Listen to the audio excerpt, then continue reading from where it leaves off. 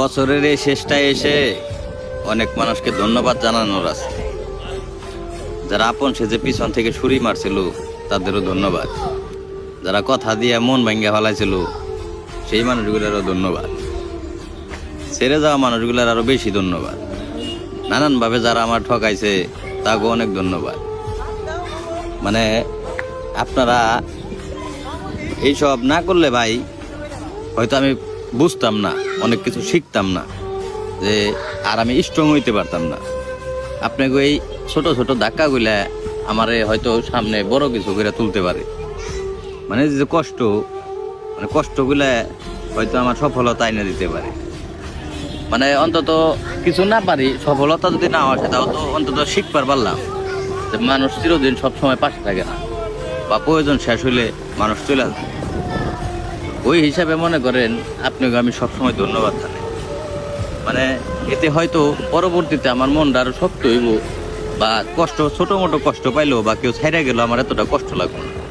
তাহলে এটা তো আপনি বলি, কারণ আপনারা আমার কষ্ট দিয়ে মনে করেন মনটা শক্ত করে ফেলাইছে।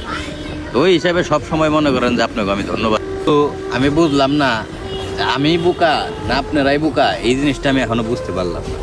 তবে একটা কথা কি, আমার মাঝে মাঝে মনে হয় যে মানে হয়তো আপনারাই ঠকছেন। কারণ হলাম মানে যে মানুষগুলো আমার ছেড়ে গেছে হয়তো ওরাই ঠকছে। কারণ হলাম আমি যে ভালো ঢোক বাসছি হয়তো এটা ওরা বুঝে নাই, বা এই নিঃস্বার্থভাবেই কয়জনে কারে ভালোবাসে। মানে স্বার্থের পৃথিবীতে বা নিঃস্বার্থভাবে ভালো অনেক কম বাসে মানুষ। ওই হিসাবে আমার মাথায় একটা কথাই ধরে যে মানে যারা আমার ছেড়ে চলে গেছে হয়তো ওরাই ঠকছে, কারণ ওরা তো আর আমার মতো কাউরে পাইতেছে না। আর ভাই যে যেরকম ওর হাতে ভাই ওইরকম মানুষই মিলে।